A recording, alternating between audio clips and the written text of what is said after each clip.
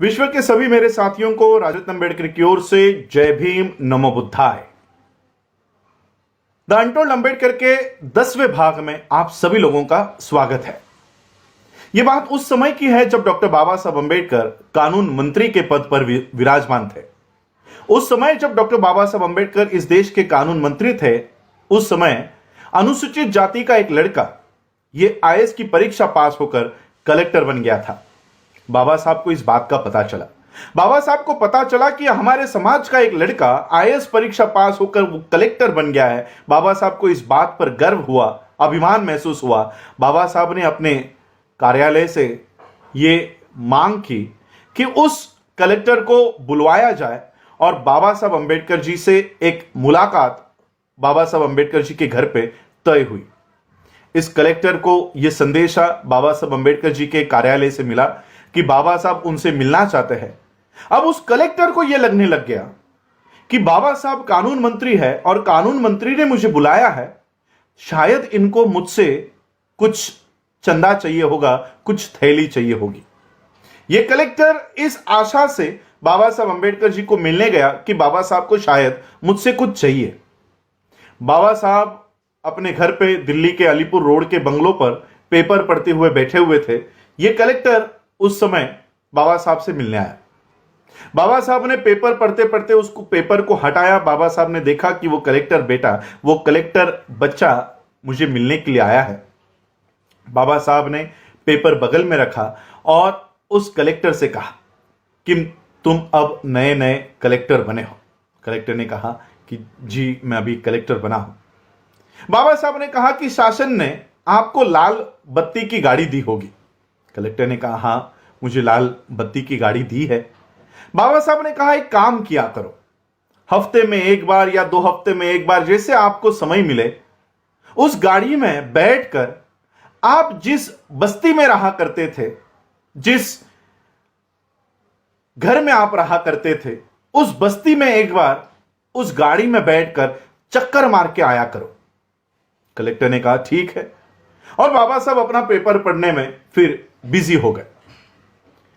आधे घंटे के बाद, 40 मिनट के बाद जब बाबा साहब ने पेपर हटाया, तब बाबा साहब ने देखा वो कलेक्टर बच्चा अभी भी खड़ा है।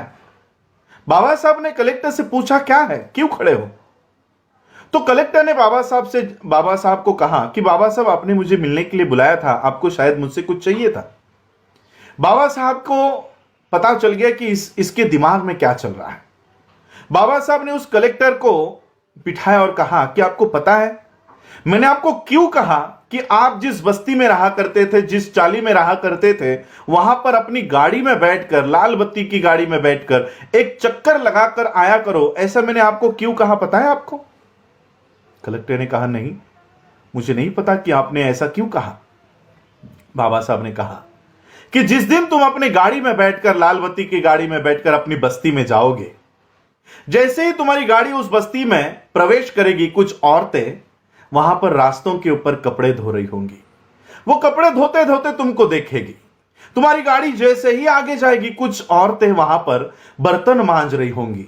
वो बर्तन मांजते मांजते तुमको देखेगी। कोई गोबर लगा रही होगी, वो गोबर लगाते लगाते तुमको देखेगी। कोई झाड़ू मारते मारते तुमको देखेगी और यह सोचेगी कि कल तक ये लड़का हमारी बस्तियों में घुमा करता था, आज पढ़ाई लिखाई करके ये कलेक्टर बन गया। वो कपड़े धोने वाली औरत, बर्तन मांजने वाली औरत, गोबर पोतने वाली औरत, झाड़ू मारने वाली औरत, वो अपने मन में यह तय करेगी कि अगर ये लड़का अगर कलेक्टर बन सकता है, पढ़ाई लिखाई करके अगर ये कलेक्टर बन सकता है, तो मेरा बच्चा भी कलेक्टर बन सकता है। ये भावना उस औरत के दिमाग में, मन में प्रवेश करेगी और इस तरह से हजारों कलेक्टर हमारे समाज में तैयार होंगे। बाबा साहब ने यह बात उस कलेक्टर से कही।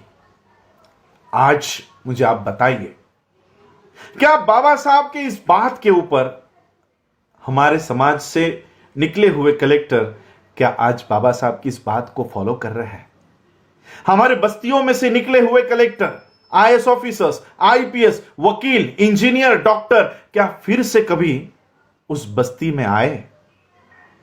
बाबा साहब ने हम लोगों को जो शिक्षा का अधिकार दिया है, यह शिक्षा का अधिकार अपने परिवार के लिए नहीं दिया है। बाबा साहब ने इस शिक्षा का अधिकार अपने समाज का उत्थान करने के लिए दिया है, और इसलिए बाबा साहब अंबेडकर जी के इस शिक्षा के अधिकार को प्राप्त करके जो लोग उस शिक्षा को अधिकार के प्राप्त करने के बाद अपने अपनी नौकरियों में और अपने अपने घरों में, अगर जो कोई भी खुश होकर अपने परिवार तक सीमित इस शिक्षा का उपयोग कर रहा है, तो वो बाबा साहब अंबेडकर जी का बहुत बड़ा दोषी है। और इसलिए बाबा साहब अंबेडकर जी ने कहा कि यह शिक्षा का अधिकार तुम्हारे परिवार के लिए नहीं है, यह तुम्हारे समाज के उत्थान के लिए है। यह एक बाबा साहब की अनकही बात आज भी बहुत सारे आईएएस, आईपीएस, डॉक्टर, इंजीनियर और वकीलों को पता नहीं है कि यह शिक्षा का अधिकार, यह कलेक्टर पद, यह हमारे परिवार के लिए नहीं तो समाज के उत्थान के लिए है।